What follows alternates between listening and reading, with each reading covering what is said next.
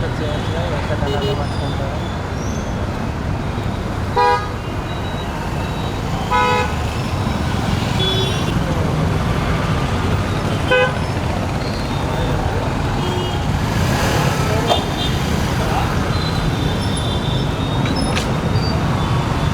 నట సార్వభౌముడు తెలుగు సినిమా పరిశ్రమను ప్రపంచ స్థాయికి పరిచయం చేసినటువంటి గొప్ప మహానుభావుడు, గొప్ప నటుడు నందమూరి తారక రామారావు గారి 101వ జయంతి సందర్భంగా ఈరోజు మనం ఫిలిం నగర్లో ఉన్నటువంటి ఆయన విగ్రహం దగ్గరికి వచ్చాము. ఇక్కడ సెలబ్రేషన్స్ అనేవి చాలా ఘనంగా జరుగుతున్నాయి. ఇప్పటికే సెలబ్రేషన్స్ చాలా అట్టహాసంగా జరుగుతూ ఉన్నాయి. సో ఇక్కడ సిచ్యువేషన్స్ ఎలా ఉన్నాయి, ఎవరు ఎలా ఫీల్ అవుతున్నారు, వాళ్ళు ఏమనుకుంటున్నారు ఆయన గురించి. సో మనం ఇక్కడ చాలామంది ఉన్నారు, చాలామంది వస్తూ ఉన్నారు, పోతూ ఉన్నారు. సో వాళ్ళని అడిగి మనం తెలుసుకుందాం. ఓకే, ఇక్కడ అన్నదాన కార్యక్రమాలు అంటే జయంతి సందర్భంగా ఎన్టీఆర్ గారు ఎలా అనిపిస్తుంది?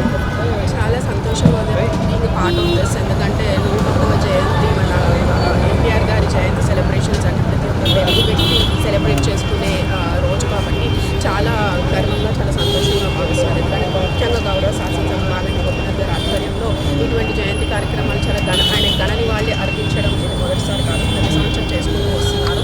కాబట్టి 101వ జయంతి ఈ రోజుల అన్నదాన కార్యక్రమంలో కూడా పాల్గొనడం చాలా సంతోషంగా ఉంది. ఓకే, ఆయన ఒక మహానాయకుడు, ఆయన ఒక కథానాయకుడు.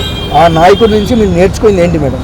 చాలా నేర్చుకున్నామండి. ఎందుకంటే ఆయన్ని నేను చెప్పా కదా, ఐ టోల్డ్ యూ, ఆయన్ని డైరెక్ట్గా చూడలేకపోయినా బికాస్ ఆఫ్ ఏజ్ ఫ్యాక్టర్. ఆయన మేము డైరెక్ట్గా చూడలేకపోయినా గౌరవ శాసనసభ్యులు మాగంటి గోపీనాథ్ గారు వాటిని ట్రావెల్ చేసి ఒక విభజన నాయకుడుగా, ఫస్ట్ నుంచి రాష్ట్ర విభజన నాయకుడుగా కూడా ఆయనతో ట్రావెల్ చేస్తున్నారు. సో ఆయన క్వాలిటీస్ అన్నీ కూడా ఆయన ఉన్నాయి. సో మాగంటి గోపీనాథ్ గారిని చూసి మేము నేర్చుకుంటున్నాము. ఇప్పుడు కూడా ఒక నాయకుడు ఎలా ఉండాలి, ఎలా లీడర్షిప్ క్వాలిటీ ఎలా ముందుకు తీసుకెళ్లాలనేది మేము నేర్చుకుంటున్నాము.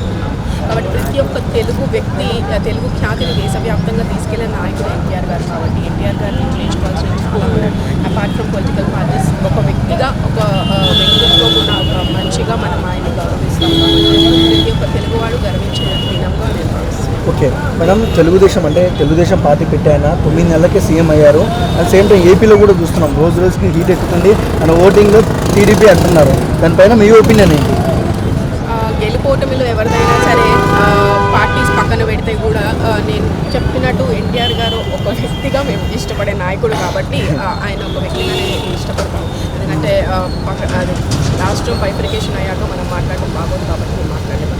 బట్ గెలుపోటమిలు పక్కన పెడితే అలాంటి ఆ ఒక పార్టీ తెలుగుదేశం పార్టీ చిరస్థాయిగా ప్రజల గుండెల్లో నిలిచిపోయే పార్టీ అని. Thank you sir. నమస్తే సార్, మీ పేరు? ప్రభాకర్ సార్, కృష్ణ మాట. ఓకే సార్ గారి జయంతి సందర్భంగా ఇక్కడ అన్నదానం నిర్వహిస్తున్నారు కదా, సో ఎలా అనిపిస్తుంది? సూపర్ అనిపిస్తుంది. ఆయన చేసే పథకాలు, ఆయన చేసేప్పుడు ముఖ్యమంత్రి గారు తెలుగు రాష్ట్రాలు, తెలుగు తల్లి, అది ఏదో పాట దాని మీద ఆంధ్రప్రదేశ్, తెలంగాణ 2 తెలుగు రాష్ట్రాలు అని చెప్పి ఆయన చేసే కృషి, ఆ రోజున రాష్ట్రాలు ఎట్లా ఉండే, ప్రభుత్వం ఎట్లా ఉండే, ముఖ్యమంత్రి ఏ విధంగా మారాలి, పార్టీలు అంటే ఎట్లా ఉండే, ఆ ముఖ్యమంత్రి నేత ఆయననే తీసుకొచ్చిన నేత. చాలా మంచివారు. వారు చేసినాకనే వీళ్ళందరూ ముఖ్యమంత్రులకు రాజకీయం అంటే ఇలాగ ఉంటుందా అని చెప్పేసి సినిమా ఫీల్డ్లో ఆయన చాలా మంచి హీరో. మంచిగా ఆయన ఏదైనా పాత్ర వేస్తే సూపర్. ఆయనకి ఎప్పుడు ఫెయిల్ కాని సమస్య లేదు, ఎక్కడైనా పాస్ అయ్యాడు. మంచి నేత. ఆయనను ఎప్పుడైనా తెలంగాణ అందరూ రామారావుకి ఫుల్ సపోర్ట్ ఉంటుంది. ఆయనకు ఎప్పుడు వేళ ఈ కార్యక్రమాలు, జయంతులు ఎప్పుడు మేము చేస్తామని తెలియజేసుకుంటున్నాను. ఓకే సార్, అలాంటి గొప్ప వ్యక్తి నుంచి మనము ఎలాంటి క్వాలిటీస్ అబ్జర్వ్ చేసుకోవాలి, ఎలాంటి క్వాలిటీస్ నేర్చుకోవాలి మనం? అవును, ఎంచుకోవాలంటే ఏం చేస్తాము, ఆ రోజుల్లో అట్లా ఉండే. ఈ రోజున ఆయన లేని లోటు.